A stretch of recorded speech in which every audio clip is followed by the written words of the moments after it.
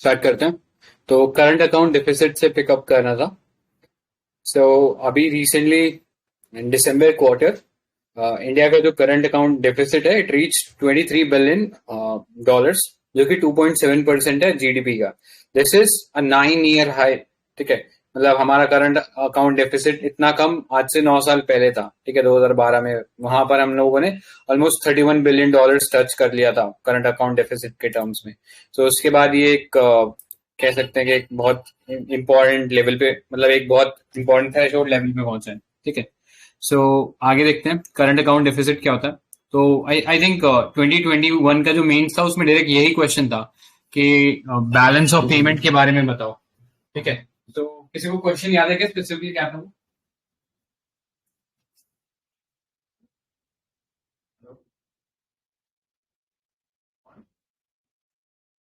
2021 बोला।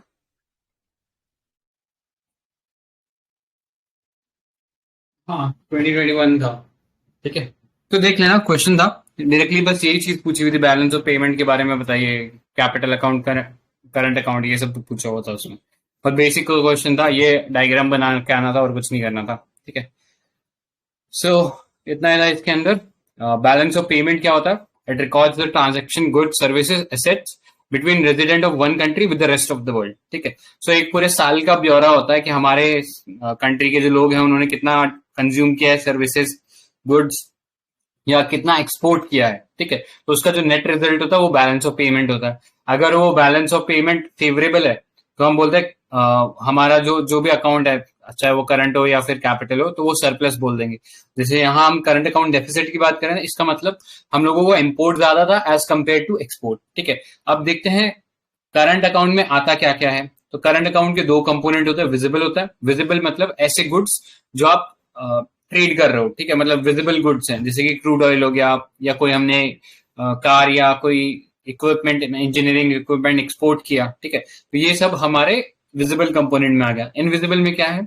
सर्विसेज है। ठीक है, सर्विसेज में कोई ऐसा टेंजिबल गुड जो है वो एक्सचेंज नहीं होता वहां पे। जैसे इंटरनेट बेस्ड सर्विसेज हो गई कि इंडिया की कोई कंपनी है, उसको किसी फॉरेन किसी कंपनी से प्रोजेक्ट मिलता है कि उनको एक सॉफ्टवेयर बना के देना है। ठीक है, तो वो सॉफ्टवेयर कोई टेंजिबल गुड नहीं है। ठीक है, तो उस सेंस में वो इनविजिबल रहता है और सर्विसेज उसके अंदर आती है।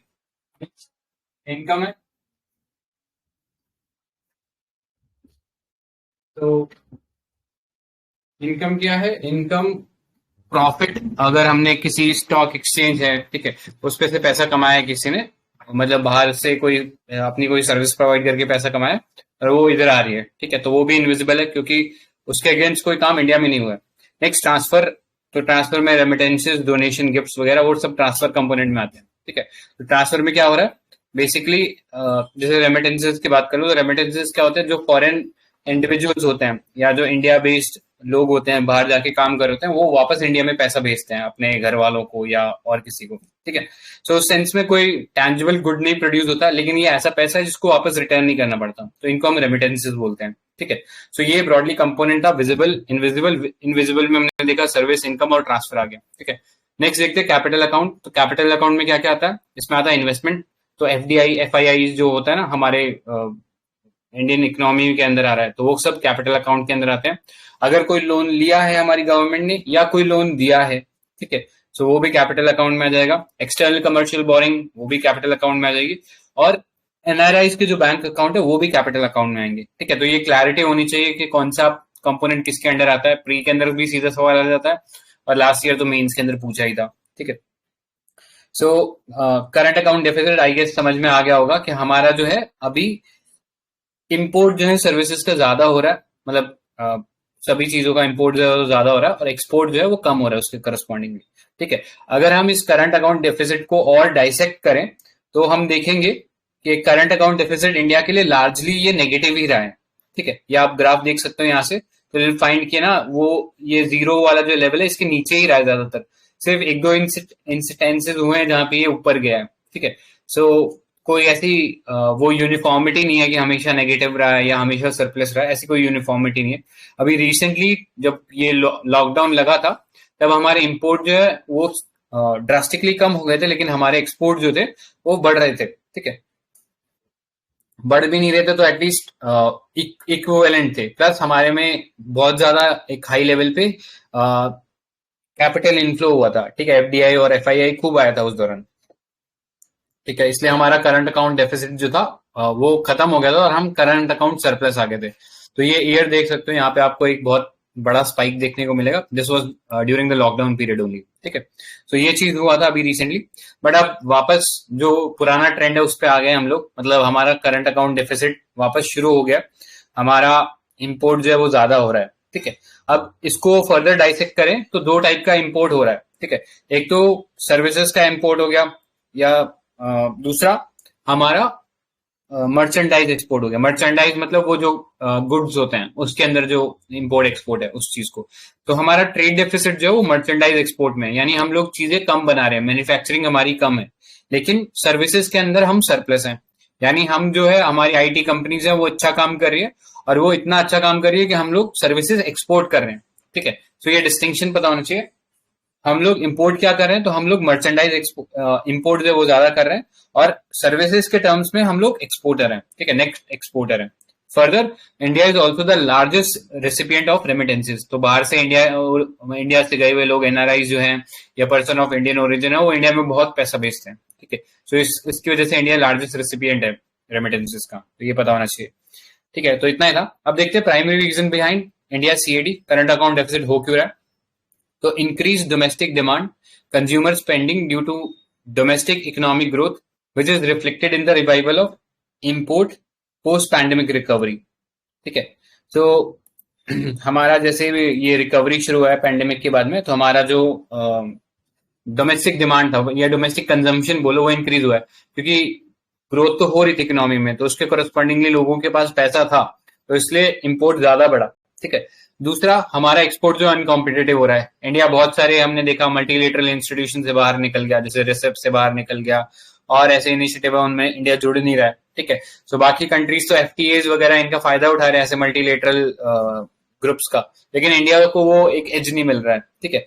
और दूसरा, हमारे पॉलिसीज भी कुछ ऐसे थे, बहुत ज्यादा स्क्यूड थे, जो कि एक्सपोर्ट को इतने फेवर नहीं कर रहे थे। ऑल्दो हमने बहुत सारे इंपॉर्टेंट स्टेप लिए हैं, जैसे सबको पता ही होगा रॉड टैप करके एक स्कीम है, जिसके अंदर हम लोग एक्सपोर्ट ओरिएंटेड जो भी ट्रेड हो रहा है उसके अंदर सारे जितने भी टैक्सेस हैं और जो भी क्या बोलते हैं बिल्स वगैरह हैं उनको बनाने के अंदर, जैसे इलेक्ट्रिसिटी बिल हो गया, वाटर बिल हो गया, ये सब भी माफ कर रहे हैं।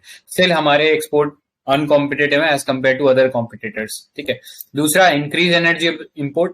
एनर्जी के अंदर हम लोग जो क्रूड ऑयल है या जो कोल है उसका कॉन्स्टेंटली हम लोग देख रहे हैं कि ना, एक तो प्राइस बढ़ता जा रहा है, दूसरा कंजम्पशन बढ़ती जा रही है, जिसके चक्कर में इंडिया का करंट अकाउंट डेफिसिट लार्जली इसकी वजह से होता है। हम इंडिया में 80% ऑयल जो है वो इम्पोर्ट करते हैं, ठीक है, और उसी की वजह से इतना ज्यादा करंट अकाउंट डेफिसिट रहता है, ठीक है। इसीलिए वो नेशनल बायोफ्यूल पॉलिसी है, ताकि हम लोग ऑयल पे अपना डिपेंडेंस कम कर रखें, ठीक है। बाकी यूक्रेन और उस रशिया के थ्रेट हैं ही, जिसकी वजह से ग्लोबल कमोडिटी प्राइस एकदम शूट अप कर गए हैं, ठीक है।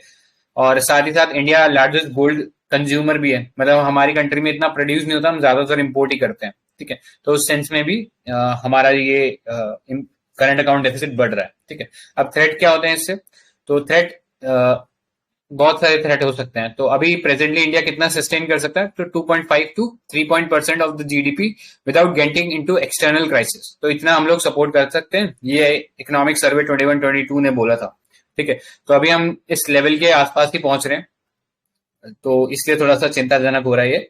दूसरा, जियोपॉलिटिकल सिचुएशन जो है वो भी बहुत ज्यादा वॉलेटाइल है। इंडिया यूक्रेन हो गया, अभी यूएस फेड ने अपने इंटरेस्ट रेट भी हाइक कर दिए हैं, आगे देखेंगे उसकी वजह से फिनोमेना होता है, ठीक है।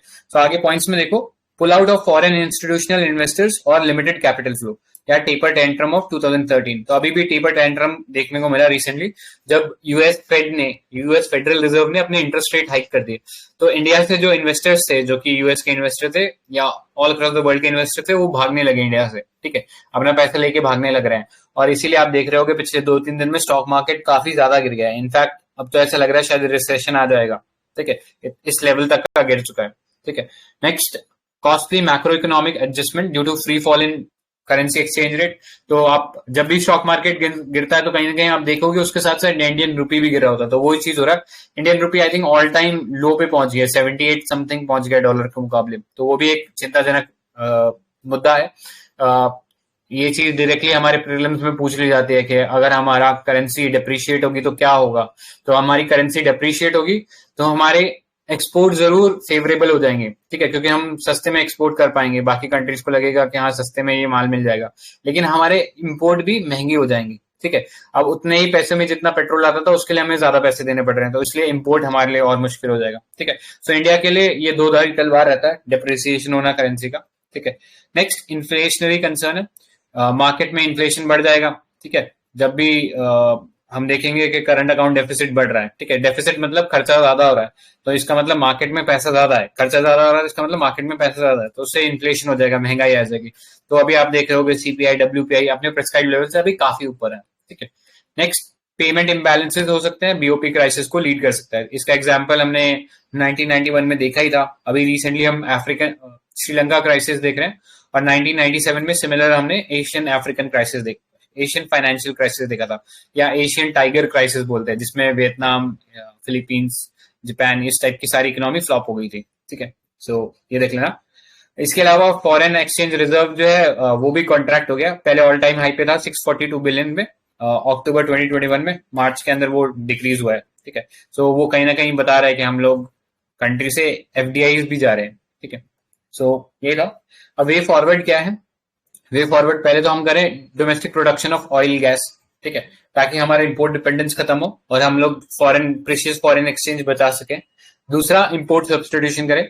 हम जो इतना सारा सामान मर्चेंडाइज इंपोर्ट कर रहे हैं, कहीं ना कहीं हम उनको सब्सटीट्यूट के कर करके अपना खुद प्रोडक्शन कर सकते हैं, ठीक है। तो आत्मनिर्भर भारत के अंदर हम देख रहे हैं कि बहुत से ऐसे स्टेप लिए जा रहे हैं। दूसरा, ease of doing business reform करते रहें, ताकि जो एफडीआई है या जो एफआईआई है वो पैसा डालते रहे इंडिया के अंदर।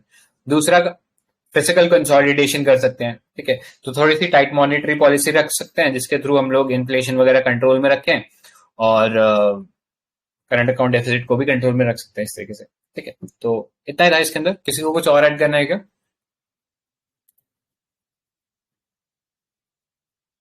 कूल है। तो पहले सिंपल आर्टिकल था, प्री में डायरेक्टली कंसेप्चुअल क्वेश्चन आ जाता है, और मेंस में भी डायरेक्टली पूछा हुआ है ये एक बार, तो पता होना चाहिए। ऑलराइट, नेक्स्ट चलते हैं। Open network for digital commerce. तो ये कौन करने वाला था? मैं। कूल है। ठीक है, तो एक मिनट, एक मिनट देना।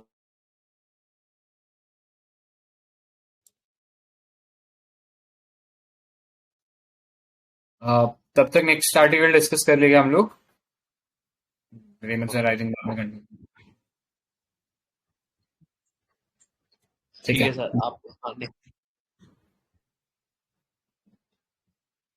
डिजिटल बैंकिंग यूनिट्स, तो ये किसका पार्ट था? ये मेरा है। ठीक है। तो डिजिटल बैंकिंग यूनिट्स है। Reserve bank of India release guidelines on establishment of digital banking units. तो अभी रिसेंटली गाइडलाइन रिलीज किया है आरबीआई ने डिजिटल बैंकिंग यूनिट्स का, और इसका वो यूनियन बजट जो 2022 एंड 23 का है, उसमें भी फाइनेंस मिनिस्टर ने एस्टैब्लिश करने का ये सेटअप होगा 75 डीबीयूज इन 75 डिस्ट्रिक्ट्स, ये बोला था। और ये अभी जो चल रहा है आज़ादी का Amrit Mahotsav 75 years of independence, तो इसके लिए 75 ये नंबर का वो। तो इसके लिए कमेटी स्टैब्लिश की गई थी डिजिटल बैंकिंग यूनिट्स, आरबीआई ने किया था, और फिर उसके रिकमेंडेशन के बेस पे जो भी गाइडलाइंस आरबीआई ने दिए हैं वो सारे हम देखेंगे। तो पहली बात की डीबीयूज, हाँ, इससे पहले कि अभी रिसेंट इयर्स में डिजिटल बैंकिंग या फिर फाइनेंशियल टेक्नोलॉजी फिनटेक से रिलेटेड कोई भी क्वेश्चन मेंस में पूछा नहीं है। मतलब मैंने 28 से 21 तक चेक किया, तब कोई भी ऐसा क्वेश्चन नहीं था, तो शायद इस बार पूछ सकता है, तो इसलिए इम्पोर्टेंट है। तो डिजिटल बैंकिंग यूनिट्स हैं क्या? तो these are specialized fixed point business unit or hubs housing certain minimum digital infrastructure for delivering digital banking products and services as well as servicing existing financial products and services digitally.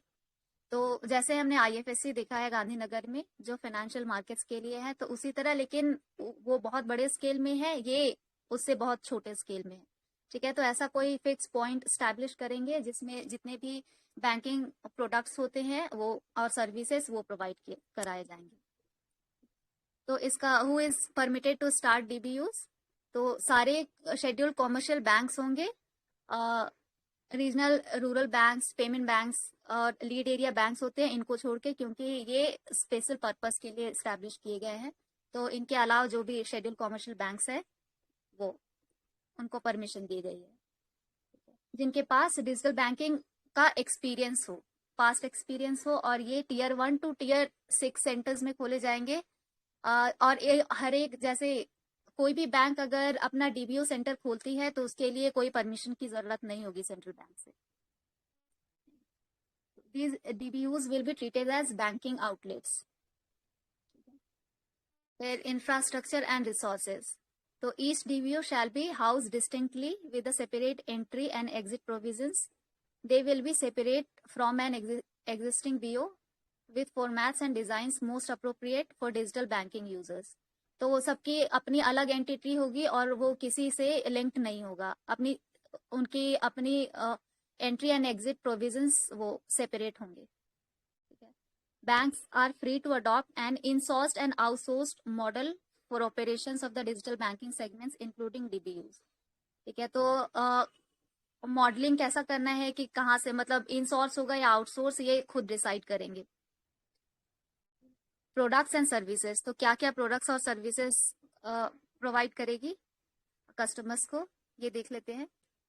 Each DBO should offer a certain minimum digital banking products and services such as liability products and services. तो इसमें account opening, digital kit for customers and merchants, ये सारे, तो account opening, account transverse, ये सारी facilities.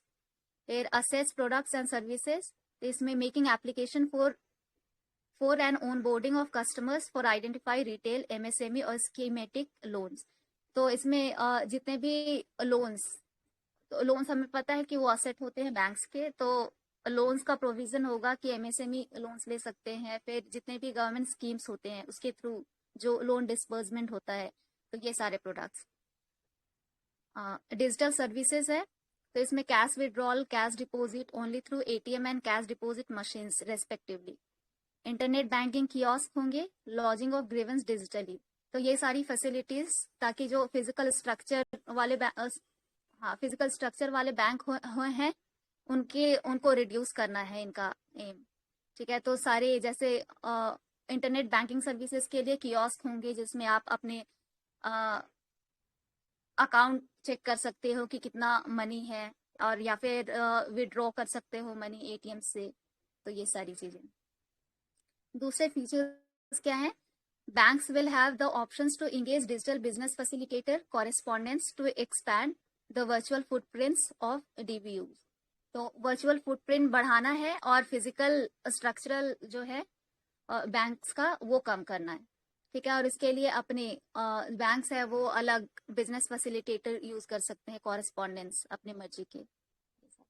DBUs to offer hands-on customer education on safe digital banking products and practices for inducting customers to self-service digital banking service। तो ये जैसे banks ATMs होते हैं जिसमें मनी विड्रॉल और फिर इंटरनेट बैंकिंग कियोस्क होते हैं, तो ये सेल्फ सर्विस वाले होते हैं कि आप खुद जाओ, खुद अपने काम करो without going to the banks. तो ये सारी चीजें। और there should be adequate digital mechanism to offer real-time assistance and redress customer grievances directly or through business facilitators correspondents। ठीक है, तो फिर यहाँ डिजिटल बैंक्स क्या है भाई, कि digital banks principally rely on internet and other proximate channel to offer their services like deposits, exchange loans and not physical branches। तो वही कि फिजिकल ब्रांचेस के जो अभी ट्रेडिशनल सिस्टम है कि हम बैंक जाके अकाउंट ओपन कराते हैं, ये सारी चीजें डिजिटल बैंक्स में शिफ्ट होंगी। Globally digital banking licenses go by different names, virtual banks, तो मुझे नहीं लगता ये जरूरत है, मतलब फिर भी देख लो, वर्चुअल बैंक्स हांगकांग का, इंटरनेट ओनली बैंक्स तो कोरिया, फिर डिजिटल बैंक सिंगापुर, ये सारे। फिर ये ऑनलाइन बैंकिंग और मोबाइल बैंकिंग, यही डिफरेंस दिया है। नॉर्मल ऑनलाइन बैंकिंग जो हम लोग इंटरनेट का यूज करके जो भी बैंकिंग सर्विसेज अवेल कराते हैं वो, और बैंकिंग मोबाइल बैंकिंग तो हमें पता है कि ऐप्स के थ्रू जो भी मनी ट्रांसफर और मनी पेमेंट्स, ये सारी चीजें करते हैं। ठीक है, तो ये मॉडल है। 3 की models emerge in context of digital banks में। तो पहला है neo banks. Neo banks are online only financial technology companies that are partnering with incumbent licensed banks to offer specific banking services such as deposits, cards and payments, etc. तो ये किसी licensed bank, जो established licence bank है, उनसे partnership होती है और जो ये फिनटेक सर्विसेज हैं वो प्रोवाइड कराती है।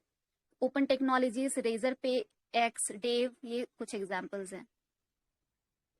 दूसरे हैं ट्रेडिशनल बैंक्स के जो ऑटोनोमस यूनिट होते हैं और वो ऐसी सर्विसेज प्रोवाइड कराते हैं, जैसे कोटक महिंद्रा का 811 और एसबीआई का योनो। और तीसरा है जो जिसकी हम बात कर रहे हैं, डिजिटल बैंक्स। ये full stack licensed digital banks होते हैं और ये इंडिपेंडेंटली वर्क करते हैं। और जो भी बैंकिंग रेगुलेटर्स होते हैं वो fully regulated by banking regulators. और Starlink, web bank, Kakao, Monzo, N26, ये सारे एग्जांपल्स हैं उसके। मेंस के लिए ये एडवांटेजेस और फिर चैलेंजेस ये इंपॉर्टेंट है कि लाइट बैंकिंग अप्रोच, ये तो ये कीवर्ड की तरह यूज कर सकते हैं कि वही फिजिकल फुटप्रिंट रिड्यूस करना है और जो ब्रिक मोटार ब्रांचेस हैं वो जो फिजिकल फुटप्रिंट ये उसे कम करना है। ठीक है, फिर efficiency इनहैंसमेंट। Typically, such banks apply a design thinking approach to a particular banking area and tailor their products and services in a manner that makes banking simpler and convenient to the end consumers.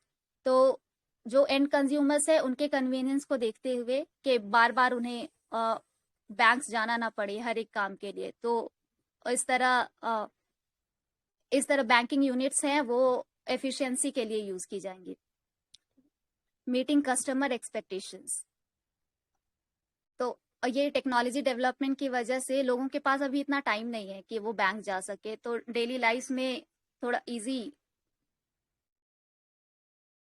कोई easy way हो सके इसके लिए, तो ये customer expectations है उनको बढ़ाने के लिए। फिर फाइनेंशियल इंक्लूजन तो है ही मोटिव। जितने भी रिसेंट चेंजेस होते हैं या रिसेंट इनोवेशन होते हैं उनका मेन एम ही होता है फाइनेंशियल इंक्लूजन। तो MSMEs remain a substantial fraction of around 63.88 million MSMEs remain outside the ambit of formal finance। तो ये एक डेटा हम कोट कर सकते हैं।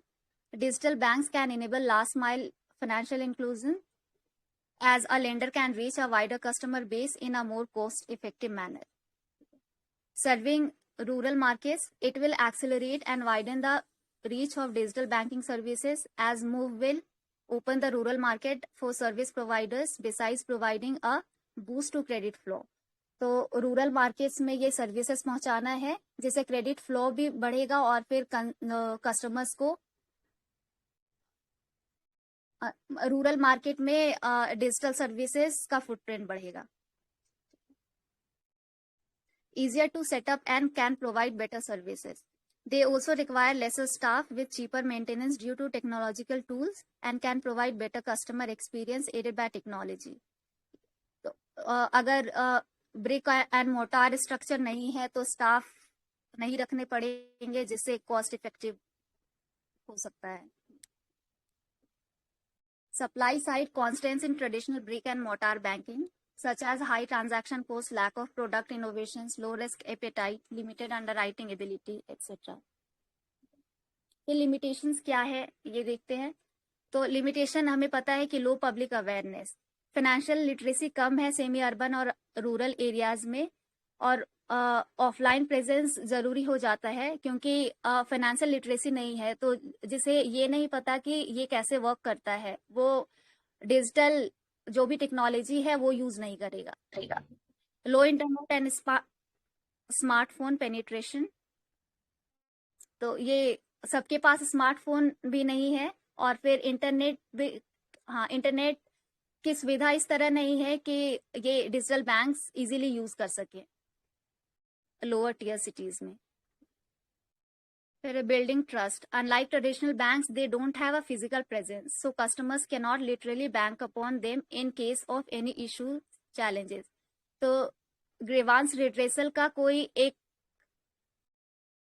कॉन्क्रीट सोल्यूशन नहीं है, जिसकी वजह से जैसे हम लोग हमें कस्टमर टोल फ्री नंबर तो दिया जाता है, लेकिन जब आप कॉल करो तो बहुत टाइम ऐसा होता है कि लोग एड्रेस नहीं करते प्रॉब्लम्स को, या फिर फोन उठाया नहीं जाता दूसरे तरफ से, तो जिससे एक फिजिकल स्ट्रक्चर नहीं होने की वजह से हम वहां जाकर भी अपने ग्रीवेंस को वो नहीं कर सकते। Lack of regulation. So due to the balance of enabling regulations, neobanks cannot accept deposits or offer lending products on their own books. ठीक है, तो ये भी एक limitation है.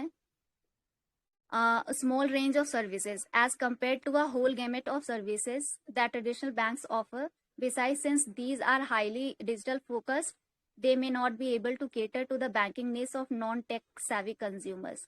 तो ये भी है कि जो लोग इतना टेक्नोलॉजिकली इंक्लाइन नहीं है, उनके लिए ये उतना बेनिफिशियल नहीं साबित हो सकता है। फिर कंज्यूमर कंक्लूजन ये है कि डेवलप्ड नेशंस में तो ये काम करेगा, लेकिन डेवलपिंग नेशंस जैसे इंडिया, इसमें India needs to push the envelope and a well thought out strategy may have to be devised to overcome the constraints. तो इंडिया की जो भी नीड्स है, जो भी सिचुएशन है, उसके अकॉर्डिंग एक स्ट्रैटेजी बनानी चाहिए जिससे ये पूरा डिजिटल बैंकिंग यूनिट्स का वो सक्सेसफुल हो सके।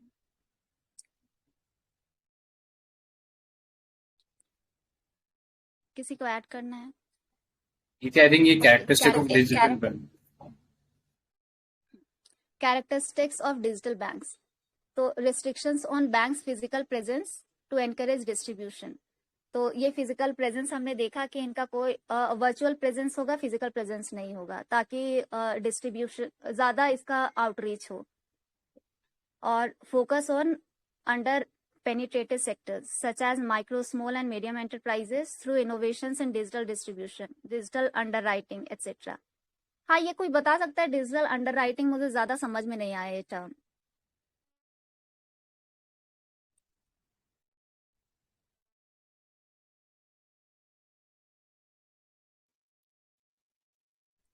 संजय सर, ये रेमंड सर।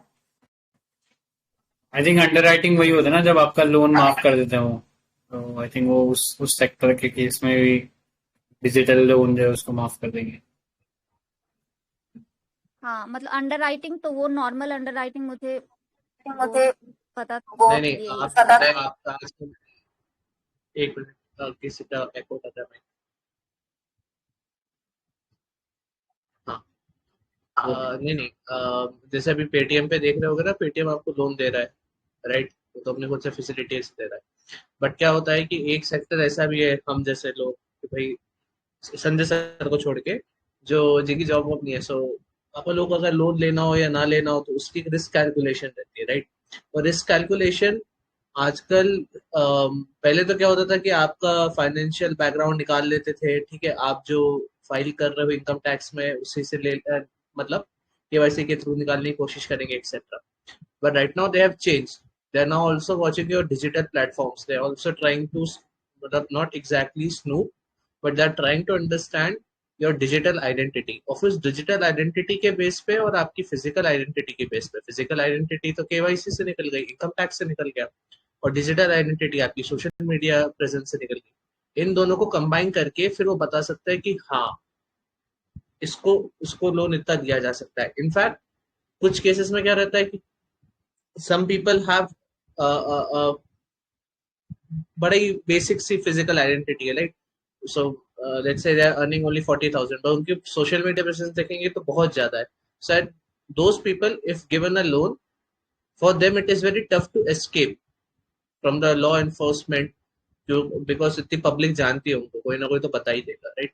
तो उस वे में देख लो, या मतलब जिस भी सेंस में आपको पकड़ना हो, but they are two identities associated in today's world with a person. One is physical और offline and the second is online. So उन दोनों आइडेंटिटीज को पकड़ के जब आप किसी को लोन देते हो, तो वो जो पोटेंशियल कैलकुलेशन है, राइट, वो एक अंडर राइटिंग है. तो यहाँ पे डिजिटल अंडर राइटिंग इस सेंस में टू इवैल्यूएट एंड कैलकुलेट कि भाई इसको अगर कुछ लैंडिंग करेंगे तो उसके अंदर पोटेंशियल है उस पर कितने अमाउंट तक को लेने के लिए, एंड विल ही और she will be able to pay back. IPO से पहले बैंक्स करते हैं ना अंडरराइटिंग? हाँ, हाँ, आईपीओ लाने से पहले अंडर राइटिंग होती है, वो शेयर प्राइस बताते हैं कितना हो ना. Correct correct. ठीक है, क्लियर है. हेमंत सर, आप अपना पार्ट करोगे क्या? हाँ सर. ठीक है.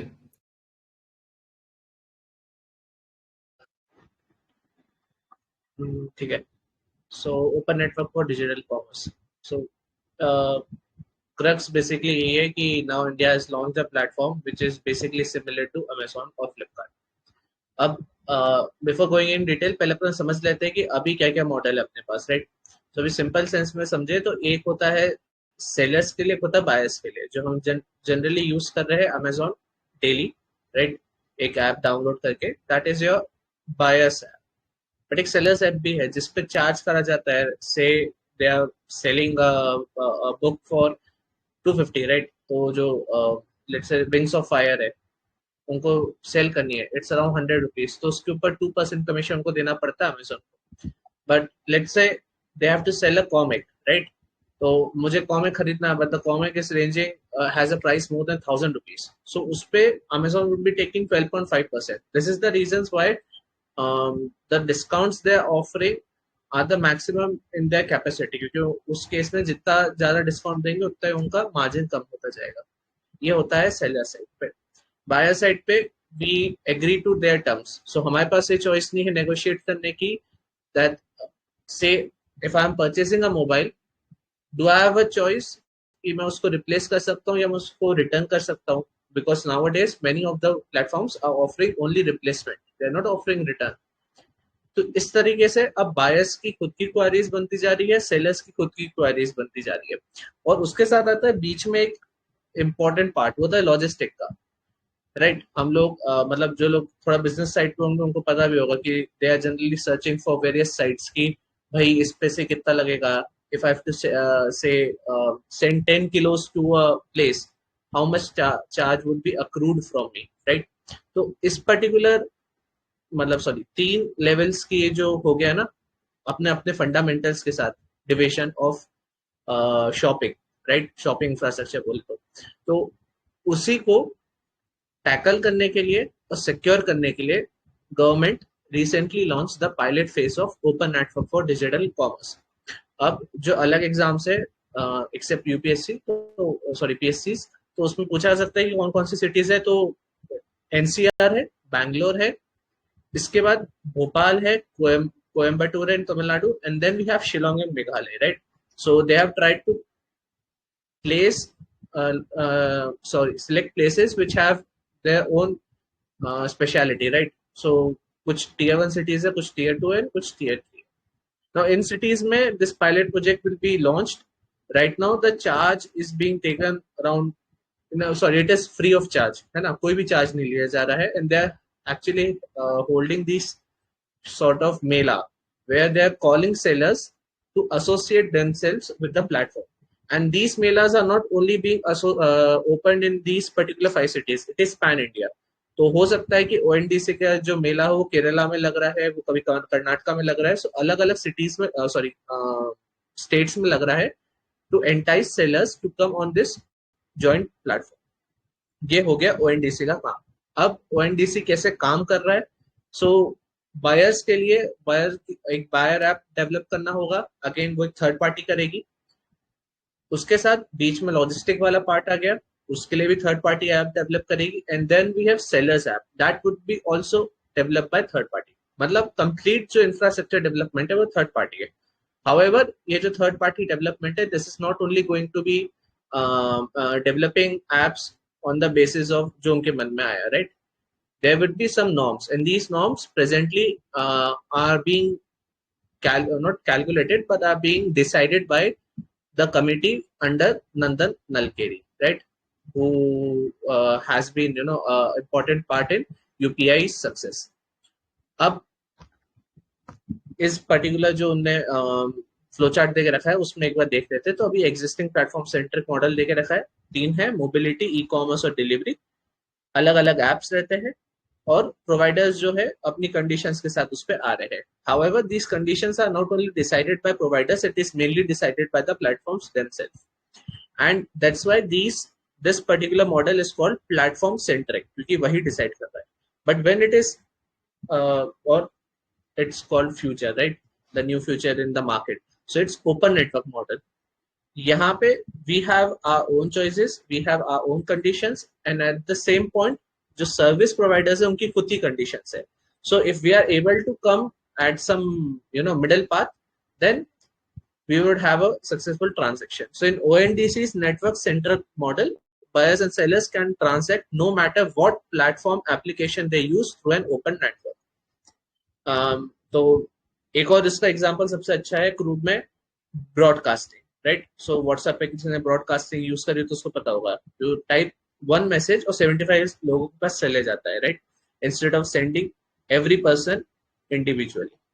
That is what broadcasting it, and that is what ONDC is going to be based upon. कि यहाँ पे buyers अपनी एक request create करेगा and that would be broadcasted to different sellers. अगर कोई seller उस buyer की request के साथ अपनी conditions meet कर पाता है, so the transaction would be happening. Otherwise, seller app तो develop होंगे ही.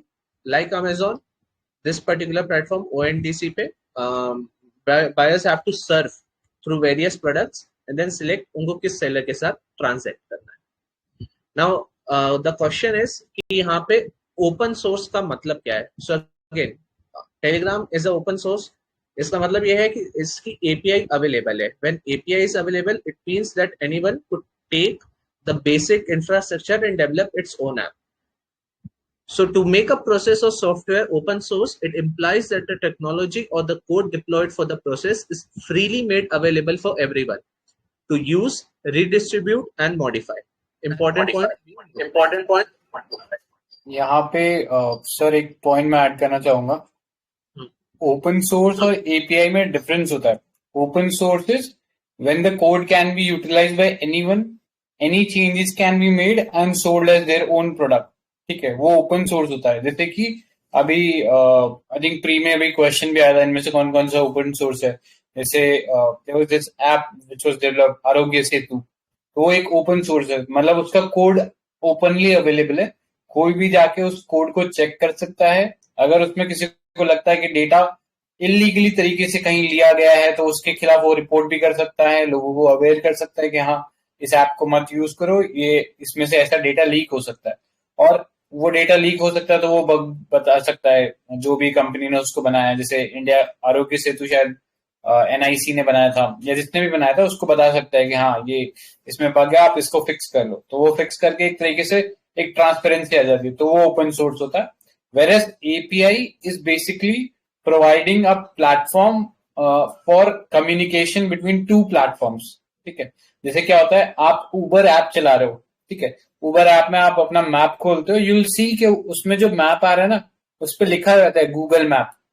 ठीक है, वो क्यों हो पा रहा है? क्योंकि गूगल ने अपना एक एपीआई बना के दिया है उबर को, एंड आप उबर के ऐप से उसका एपीआई चला सकते हो. So basically you are communicating with a different platform on a different platform.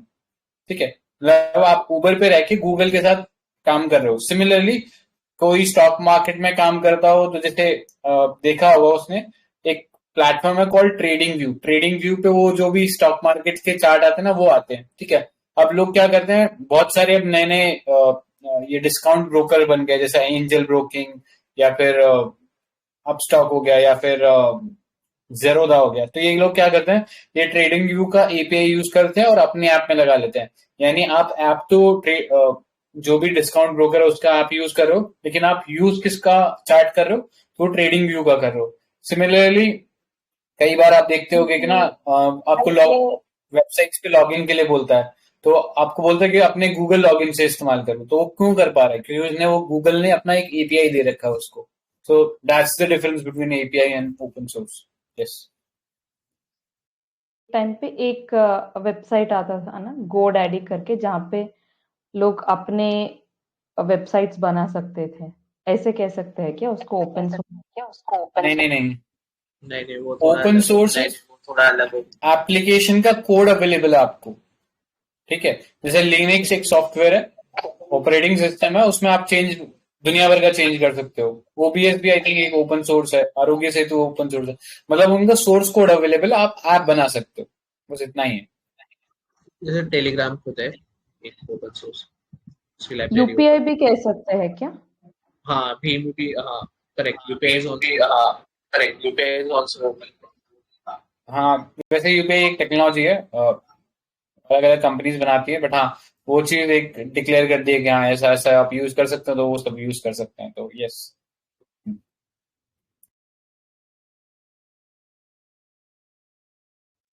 Continue sir. हाँ सर, ठीक है। सो अगेन अगेन मैं कहा था ओपन सोर्स पे, हाँ। सो ऐसे सर ने बताया कि ओपन सोर्स और एपीआई में डिफरेंस है, एंड ओपन सोर्स का मेन पॉइंट है modification, right. So remember again, technology or code deployed for the process is freely made available for everyone to use, redistribute and modify, right. जब ये modify नहीं कर सकते हैं या रिडिस्ट्रीब्यूशन के लिए रहता, तो उस केस में जब हम इसको करते हैं, तो व्हाइट हैक है या ग्रे हैट हैकिंग, उस केस में हम उसको बग रिपोर्ट बोलते हैं, राइट। तो वो हो गया टेक्निकल पार्ट। नाउ इस पूरे का सेंस ये है that now we have a crude idea of कि भाई हाँ, हमें पता है कि what is open source, we know what ONDC is going to do. So अब शॉर्ट में एक बार ओएनडीसी को देख लेते हैं जल्दी से। तो पहला, aim to promote open network for all aspects of exchange of goods and services. Second, goes beyond the current platform centric digital commerce model, है ना। Third, it is based on open source methodology. Then model around the UPI project, and further an initiative of DPIT. Now it's also that QCI is basically monitoring the integration of the e-commerce platform for it, and it has constituted a committee under Nandan Nalkeni to overlook the implementation of ONDC. अब आ जाते हैं significance पे। यहाँ तक तो clear हो गया ओएनडीसीज में होना क्या है। नाउ सिग्निफिकेंस क्या है? First, to check domination of the e commerce market by a few large platforms, right. So the thing is there are monopolies and there are oligopolies. Both are existing in this particular domain, and ONDC project का है to check domination of the e-commerce market, right? So कहीं ना कहीं it's to break the monopoly over here, right? Moving, India is very open to fintech, है ना। 80 it is assumed that about 87% जो भी fintech startups आते हैं, they are easily integrated into mainstream. Mainstream से मतलब है they are able to get the support from the government, they are able to get the support from private, and they are able to implement their project with ease. So because India is open to such initiatives, India's e-commerce sector has seen to reach around $111 billion by 2025. And also the compound annual growth rate is around 19.24%. So due to this openness of India's e-commerce sector, ONDC is seen a very important instrument for both government as well as citizens. Moving on, we have a level playing field. तो जैसे मैंने बताया, हर seller को कुछ ना कुछ charge देना पड़ता है, राइट।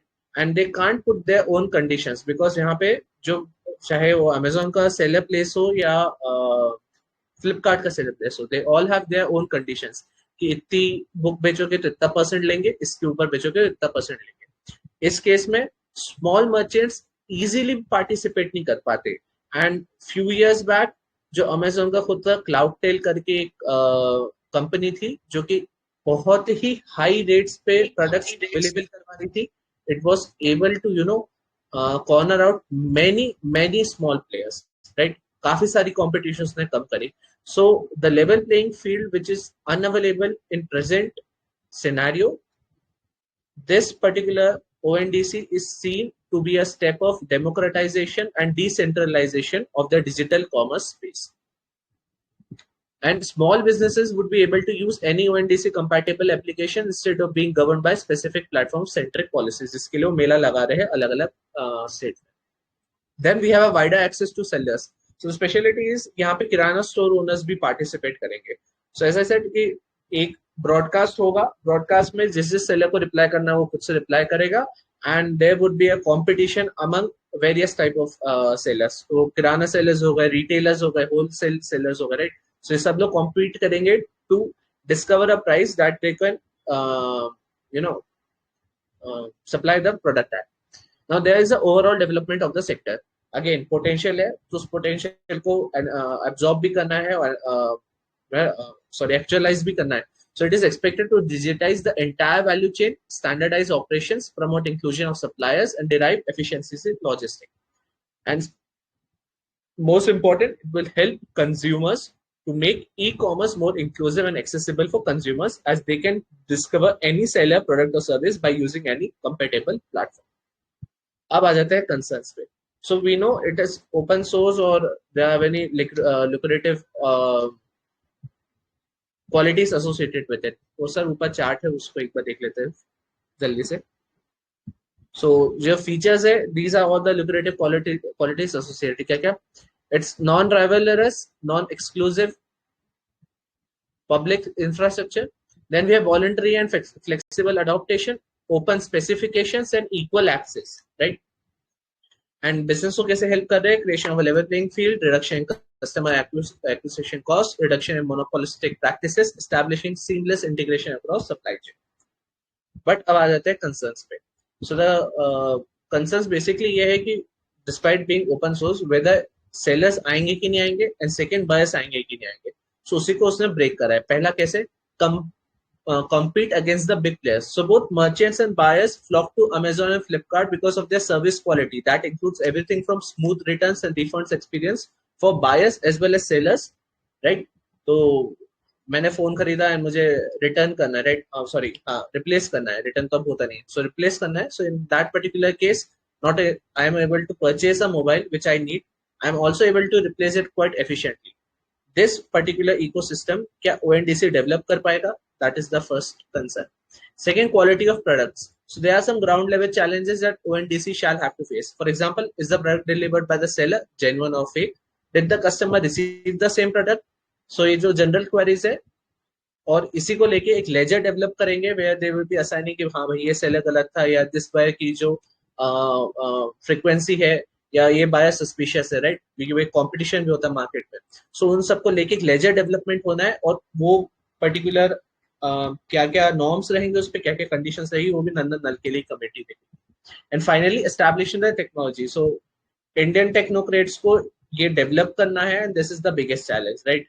तो UPI is a success, but उसके अलावा जो हमारे अदर साइट्स है, राइट, स्टेट के ऑनलाइन करके जाते हैं, एमपी ऑनलाइन, राजस्थान ऑनलाइन, हमें पता है कि वो उतना अच्छे से वर्क नहीं करते।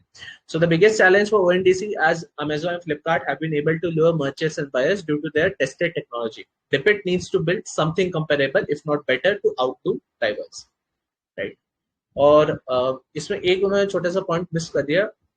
अभी कुछ सालों से हम बीपीओ बड़ा डेवलप कर रहे थे, राइट, Tier 3 Tier 4 सिटीज के लिए हमने अलग से बीपीओ के लिए स्कीम भी चलाई थी। सो द थिंग इज कि एक बहुत बड़ा क्राउड हो गया है, एक बहुत बड़ी इंडस्ट्री बन गई है बीपीओ की। Now to provide good wages, not appreciable, good deservable wages, as well as उस particular workflows को utilize करना।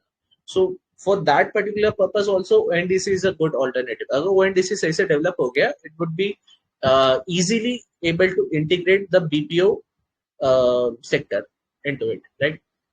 So conclusion में क्या है, ONDC success depends on how the government takes it forward and builds a seamless platform, because it has to be user friendly and capable of giving a better shopping environment or a similar shopping environment to Amazon and Flipkart.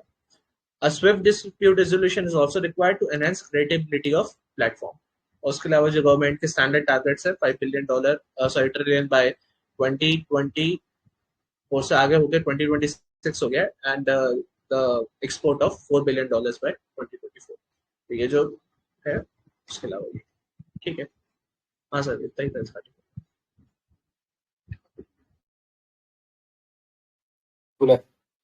तो एक बहुत ही disruptive change है इस sense में. जैसे पहले अगर याद होगा कुछ समय पहले हम लोग एक स्पेसिफिक पेटीएम वॉलेट होता था या अलग अलग वॉलेट होता था, उनके थ्रू स्पेसिफिक आप वॉलेट में ही पैसा ट्रांसफर कर सकते थे. लेकिन यूपीआई आने के बाद ये जो एक मोनोपोली थी वो खत्म हो गई. अब फोन पे इस्तेमाल से आप किसी भी वॉलेट में पैसा भेज सकते हो या किसी भी अकाउंट में पैसा भेज सकते हो. वही सेम चीज पेटीएम के साथ भी है और जितने भी है सब यूपीआई लगा चुके हैं. अब इनफैक्ट व्हाट्सएप भी अब लेके आ चुका है ये चीज. ठीक है. सो एक बहुत ही डिसरप्टिव टेक्नोलॉजी है जो हमने पेमेंट के सिस्टम में देखी थी, और अब इस टेक्नोलॉजी को हम लोग मतलब इसी सिमिलर काइंड ऑफ टेक्नोलॉजी हम लोग ऑनलाइन शॉपिंग में लाने वाले हैं. ठीक है. सो ये भी अपने आप में एक बहुत डिसरप्टिव हो सकता है टेक्नोलॉजी. तो थोड़ा सा इस पे ध्यान रखना. मेंस में सीधा क्वेश्चन हो सकता है इसके बारे में, इंपॉर्टेंट है क्योंकि ये और थोड़ा टेक्निकल भी है. ठीक है. ऑलराइट, सो नेक्स्ट पे चलते हैं. So standing deposit facility, I think Deepti आपका था. हाँ, तो स्टैंडिंग डिपॉजिट फैसिलिटी, तो ये first bimonthly policy review में मॉनेटरी पॉलिसी कमिटी ने they have introduce standing deposit facility. ये इंट्रोड्यूस नहीं है, मतलब ये पहले भी हुआ था इन 2018 सॉरी 2014 आई गेस, उससे पहले during it was used during demonetization to absorb excess liquidity. तो तब से इन्होंने like they have changed the RBI Act 1934 and they have introduced SDF as an additional tool to absorb liquidity. तो पहले use किया गया था in during demonetization, but they have made it a permanent tool in 2018. ठीक है. So ये first bi-monthly policy में they have made SDF as the floor in the liquidity adjustment facility corridor. Then SDF is a liquidity management instrument to absorb liquidity from scheduled commercial banks without any collateral. Important point ये है कि banks, scheduled commercial banks will park their excess liquidity with RBI, but in return RBI will not be giving any collateral or government security. It was first recommended in 2014 by Urjit Patel Committee, expert committee to revise and strengthen monetary policy framework. So in 2014 it was first recommended. But in 2018 section 17 of RBI Act 1934 was amended and they introduced SDF as an additional tool for absorbing liquidity without any collateral. Then 2022 में, from 2022 SDF will replace, पहले fixed rate reverse repo था. The floor was fixed rate reverse repo of the LAF corridor. Now they have replaced it with SDF and its percentage is 3.75%. So when banks park their amount with RBI, they'll be getting 3.75% interest. Then deposit under SDF won't be eligible for CRR, but they can maintain it, maintain SLR with this SDF, right? So banks are supposed to park their money with RBI, so they cannot do it in CRR quota, but they can use it for SLR quota according to Banking Regulation Act 49.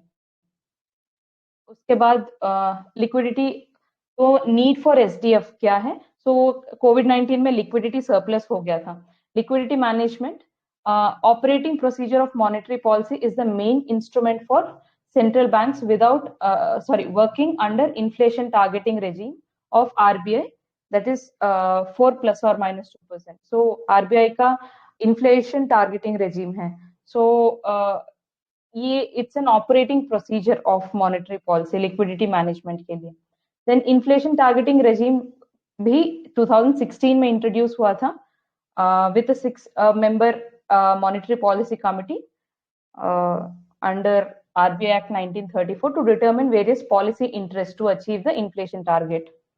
It involves use of various instruments to manage short-term or transient liquidity. हाँ, so मतलब वही liquidity management framework में क्या क्या है, targeted long-term repo operations है, open market operations है, SDF है. These are all the tools used by RBI for liquidity management. So what happened in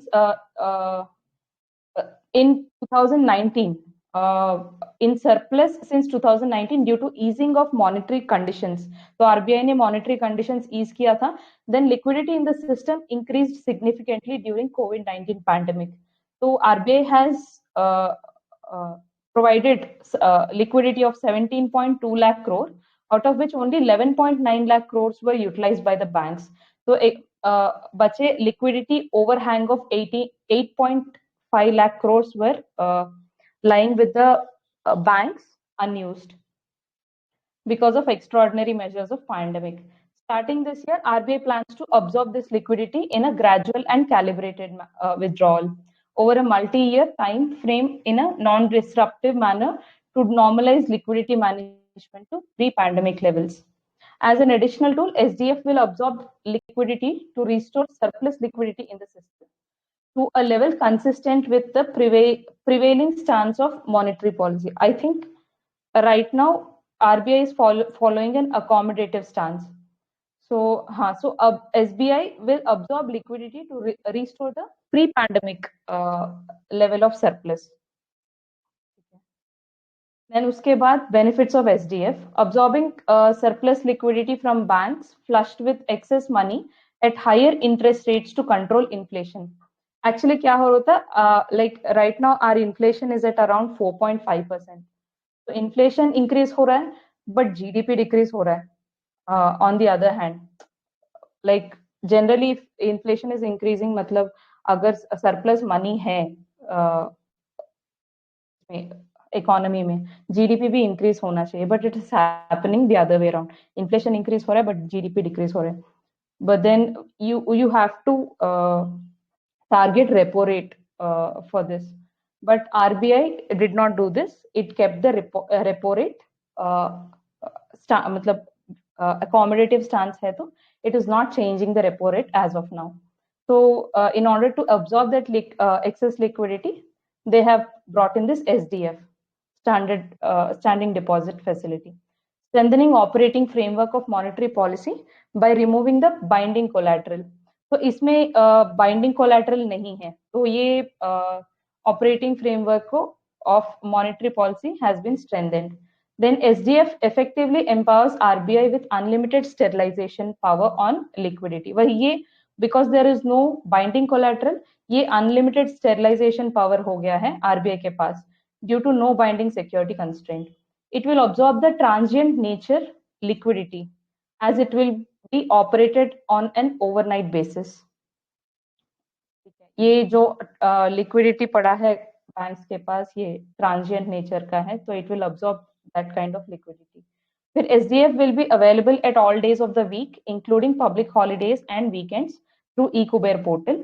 And हाँ, इसमें बैंक के पास discretion है कि whether they want to use the SDF facility or not. And restoration of the LAF corridor by narrowing the LAF width to 50 basis points from current 90 basis points at the bottom of the corridor. So it has narrowed the liquidity adjustment facility to 50 basis points. इसका मतलब कोई समझा सकता है कि what does narrowing, मतलब what is the implication of narrowing?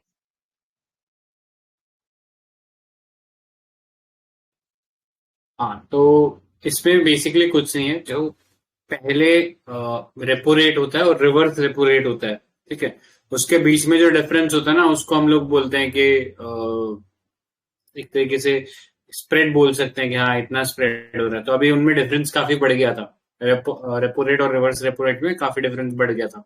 तो अभी ये नया एसडीएफ आने से, स्टैंडिंग डिपॉजिट फैसिलिटी आने से, हम रिवर्स रेपो रेट को हटा देंगे और उसकी जगह ये SDF रख देंगे, तो जो दोनों के बीच में जो डिफरेंस रहेगा रेपो रेट और रिवर्स रेपो रेट में, वो 50 बेसिस पॉइंट का वापस रिटर्न हो जाएगा, ठीक है, जो प्री पैंडेमिक लेवल था। राइट, नहीं है इसमें। ठीक है। Then LAF corridor has now become symmetric. तो इस सेंटेंस में पूरा मतलब the whole definition of corridor is given. तो LAF corridor has now become symmetric around policy rate. तो पॉलिसी रेट बीच में रहेगा, standing facilities on both ends, that is MSF as the ceiling and SDF as the floor. So MSF is where banks will take short-term loans from RBI, and SDF is where banks will park loans with the RBI, excess liquidity. So these are on the either ends, and बीच में policy repo rate है. फिर increased discretion of banks to access SDF and MSF, unlike other LAF tools such as तो increased discretion of banks. Other tools में, LAF tools में, जैसे repo है, reverse repo, OMO and CRR, इसमें RBI का description है, but SDF and MSF में banks का डिस्क्रिप्शन है, they can choose. Then potential issues of SDF, तो वही potential issues क्या है, non collateral open ended instrument है, and arbitrage opportunity. So for banks to deploy surplus liquidity with RBI via SDF rather than going for risks in lending to the private sector. So banks, what will they try and do? They'll try to put their excess money with RBI, क्योंकि anyways 3.75% मिल रहा है, तो they'll try to put with the RBI instead of giving it to the private sector. तो arbitrage का definition दिया हुआ है यहाँ पे, refers to exploitation of short-lived variations in the price of identical or similar financial instruments in different markets or in different forms. वही like banks choosing RBI over private sector to give to park their liquidity. So not a long term instrument and needs to be supplemented, because ये collateral के बिना they are giving this money to the RBI, तो ये sustainable नहीं है. Long term instrument, not a long term instrument, needs to be supplemented by market related instruments like OMO during large capital net inflows. So large capital net inflows के लिए they have to use OMO to absorb durable liquidity. And it is against the Urjit Patel Committee recommendation for alignment between liquidity management operations and market conditions. वही market conditions के हिसाब से liquidity management होना चाहिए. That is what Urjit Patel Committee recommends, but this is against that. Potential issues, SDF in relation to impact on the balance sheet of RBI, impact on other instruments such as OMO and MSS. So it has an impact on OMO and MSS also. ये table एक बार देख लेते हैं and उसके बाद we can see conclusion. तो table में वही there is reverse repo, standing deposit facility, repo and marginal standing facility. So ये रिवर्स रेपो 3.35 है and standing deposit facility is 4.15. And repo rate is 4.40 and MSF is 4.65. And reverse repo is to control inflation, and standing deposit facility is to manage financial, it's a tool for liquidity management and financial stability, SDF जो हमने देखा अभी. And repo rate is to regulate liquidity, and MSF is ये short term loans है to help scheduled commercial banks. And इसमें collateral सिर्फ standing deposit facility में नहीं है एंड बाकी सब में कोलैटरल्स है. नेक्स्ट कंक्लूजन पे चलते हैं. The near term, so why they are doing this standing deposit facility right now is, एक तो जियोपॉलिटिकल अनसर्टेनिटीज एंड कंटिन्यूड कोविड-19 variant change threats, supply strains in supply chains and elevated commodity prices, and monetary policy normalization from US Federal Reserve to tame inflation. ये reasons हैं. Introduction of SDF goes with the swift shifts in risk sentiments and tightening of global financial conditions to manage different risks. But the effectiveness of SDF will depend upon simple and transparent implementation, absorption of surplus liquidity, while keeping banking sector distortions to a minimum, and requirement of limited actions to offset its risk. Anything to be added?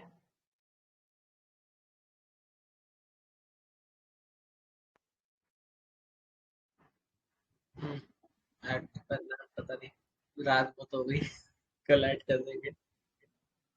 अच्छा। तो मतलब simple ही चीज था, इतना ही है कि जो reverse repo rate है उसको हटा दिया है, उसकी जगह स्टैंडिंग डिपॉजिट फैसिलिटी आ गई है। रिवर्स रेपो रेट में आपको पहले सिक्योरिटीज डालना पड़ता था एज कोलेटरल और उसके बदले में आपको लोन मिलता था आरबीआई से। अब वो चीज नहीं है। आइडिया ये है कि जो एक्सेस लिक्विडिटी इंजेक्ट करी गई थी ड्यूरिंग द कोविड-19 पैंडेमिक, मतलब इकोनॉमी को रिवाइव करने के लिए बहुत सारा पैसा इंजेक्ट किया गया था। लगातार आपने देखा होगा रेपो रेट में इंटरेस्ट रेट जो था वो डाउन करते गए थे, मतलब लोन बहुत चीपर कर दिया गया था, जिसकी वजह से लिक्विडिटी बहुत ज्यादा बढ़ गया था। और फिर आपने देखा कि लिक्विडिटी उतना यूज भी नहीं हुआ। तो लिक्विडिटी ओवरहैंग का मतलब क्या होता है? Is the excess amount of fund available with the bank जो उन्होंने स्पेंडिंग में यूज ही नहीं किया है या लोगों ने लिया ही नहीं उनसे। ठीक है, तो उसको एब्जॉर्ब करने के लिए फटाफट से ये एसडीएफ फैसिलिटी हम लोगों ने इंट्रोड्यूस की है। बस इतना ही रहा इसके अंदर। ठीक है। बिना कोलेटरल के क्या पूछ रहे हो? ऐसा क्यों? बिना कोलेटरल के क्यों? मतलब कोलेटरल के साथ तो कर देते तो ज्यादा अच्छा रहता। आई थिंक शायद इस पर तो यार ये लिखा था कि तो ये राइजिंग टेंशन है उसकी वजह से ये एक टाइम टेकिंग प्रोसेस था, तो इसको थोड़ा स्पीड अप करने के लिए किया गया प्रॉब्ली। डिमोनेटाइजेशन के दौरान भी काफी सारा एब्जॉर्प्शन करना था, बट क्या हुआ कि एब्जॉर्प्शन करने में सबसे बड़ा जो ऑब्स्टेकल था वही था कि सिक्योरिटीज है ही नहीं इतनी जिसके ऊपर ट्रेड कर पाए।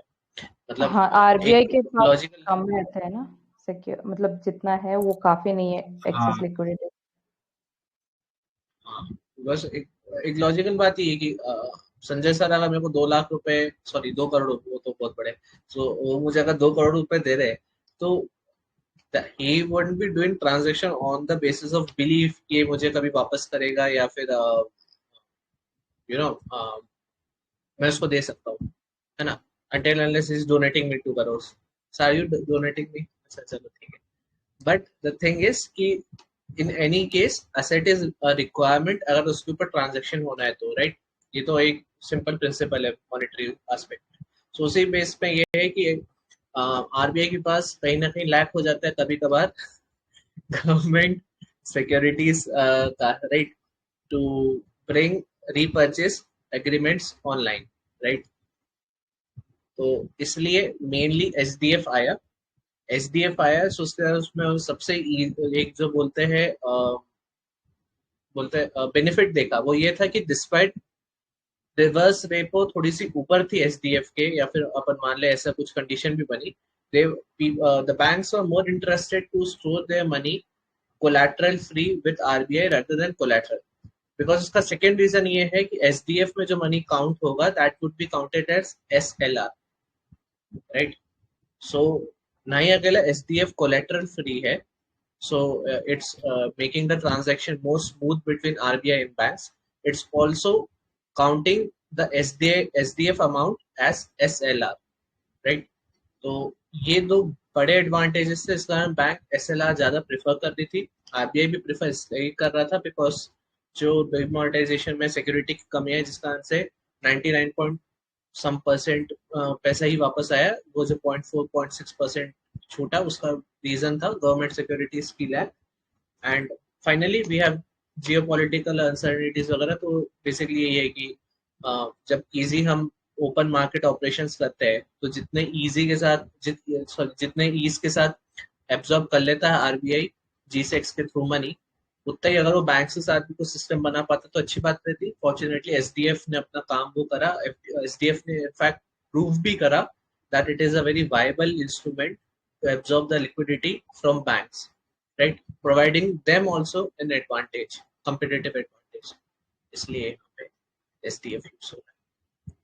और अभी तो 3.75% फिक्स है, ऐसे रेपो का रहता है, राइट? सो पहले बहुत शॉर्ट सा है, एलएफ क्यों था, तो रेपो और रिवर्स रेपो ये दोनों चलते रहते हैं। तो रिवर्स रेपो का बेसिकली क्या था कि बैंक्स से आरबीआई से सुबह लेता है 100 रुपए और रात को 20 रुपए लौटा रहा है। सो आरबीआई बोलेगा कि तुमने मुझसे 20 रुपए एक्स्ट्रा क्यों लिया, तुम मुझसे 80 रुपए ही लेते। ये जो 20 रुपए तुमने एक्स्ट्रा लिया ना, this shows your management skills are not good, because your management skills are not good, reverse repo rate was actually a charge, a kind of बोलना teacher जैसे डांटती है, so it was kind of a charge which was put up on banks to, क्योंकि उनकी physical marksmanship उतनी अच्छी नहीं थी, उनकी फिजिकल कैपेबिलिटीज उतनी अच्छी नहीं थी, वो मैनेजमेंट सुधारने के लिए reverse repo was being used. But SDF बिल्कुल ही अलग है. SDF is completely, it has a part कि हाँ भाई वो पिनल तो कर रहा है, obviously 3.75 is less than 4.4%, so banks को फेस तो करना पड़ रहा है. But at the same time ये जो एसएलआर में इंक्लूजन हो रहा है, that is allowing banks to have a better MLCR at the rate, उनका बैंक कोर्स अच्छा, सॉरी बैंक रेट अच्छा रहेगा, तो जो क्राउडिंग आउट इफेक्ट होता है, क्राउडिंग इफेक्ट होता है, वो सारी चीजें भी फेस करनी पड़ेगी बैंक्स को इन क्राइसिस, अगर कभी कुछ होता है. ठीक है, thank you sir. Thank you.